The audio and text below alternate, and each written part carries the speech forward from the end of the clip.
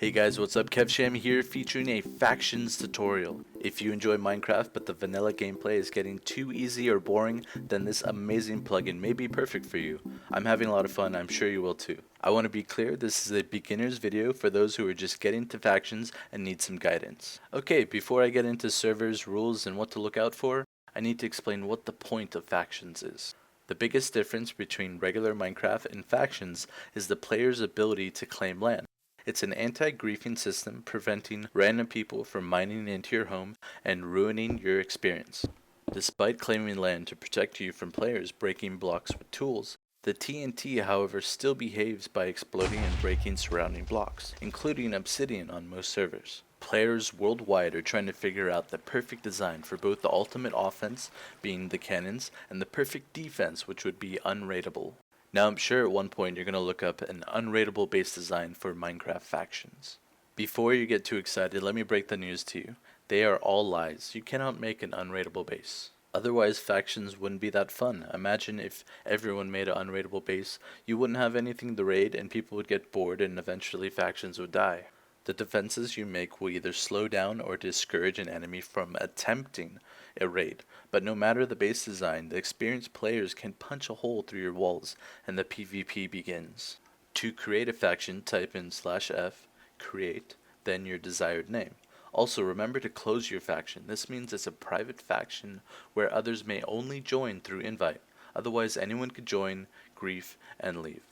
To close your faction from the public, just type /f close. Some servers don't use the /f close command, so to double check, type in /f open to open your faction to the public, and then again type in /f open to close it. To invite your most trusted friends, hence I said most trusted, type /f invite and then their player name. Once you made your faction, you have the ability to /f claim, which will claim a chunk which you're standing in. It won't create a chunk because all the chunks are already there. It will just claim that chunk for your faction. If you open up the debug screen with F3 or Fn plus F3, you can tell where you are within a chunk. If you /f map, you can also see what chunk you're in and if any factions are nearby. A chunk of land is 16 by 16 blocks, extending from sky limit to bedrock. Now each player is limited to how much land they can claim. Each player has 10 power, so each player can claim up to 10 chunks. This means if you and your two friends make a faction, then your faction has a power of 30. Some factions can have over 200 power.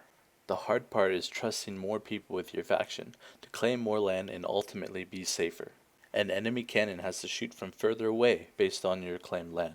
What a lot of people don't realize is if someone dies, they lose power, decreasing the value of their claims. For example, if I died in a faction, my power would go down to 8 of 10, and if I kept dying, my power would go as low as -10 out of 10. That means the land I claimed could all be claimed over by someone else because I don't have the power to keep it. You really don't want to claim as much land as you have power because one death could ruin your faction. I tend to keep my claim about half of my total power. Now say you die, don't worry, the power you lost will regenerate over time, so it's best to stay logged in until your power is back up to max, and keep an eye on the land claimed along with everyone's power in the faction. To check up on your faction, just type /f show. When you're ready to raid, type in /f map on, so as you travel your radar will detect any factions near you. Once you find a faction you want to raid, you should /f enemy, then the faction name. That way you can hurt them in their territory, otherwise your neutral attacks won't do any harm. If you want to ally your neighbor factions, you can /f ally, faction name. That way if you raid together you won't hurt each other. You can always /f neutral, faction name at any time as well. Remember, whether they are ally, neutral, or enemy, they cannot break your blocks, nor open your doors. However, they can use stuff like pressure plates, wooden buttons, and open unlocked chests. Now that you have the basics, it's time to plan out your faction's base to protect you from the biggest threat, enemy cannons. The base's location is the first objective. If you build near spawn or other people, your base will be found more often, and most likely raided sooner than a base built in the middle of nowhere. When I say middle of nowhere, I mean around 10,000 blocks away from spawn, with no factions claimed nearby. Now, every server has a world border. That means you can build on a border so you don't have to worry about one side getting raided. Or if you're lucky, build in a corner and both borders can protect you from two sides. The biomes I tend not to build a base in include the ocean, jungle, tundra, nether, and end. The ocean can be a nuisance with all the water you may need to absorb with a sponge. The jungle trees may take a lot of time to clear as well. The tundra freezes water, and we don't want that. And the nether and end are usually disabled. If they aren't disabled, the beginners should still stay clear. It's important to play on a server that you have a stable connection to, especially if you're playing with friends or family overseas. Okay, let's talk about servers. Currently, I'm playing on pvp.originmc.org.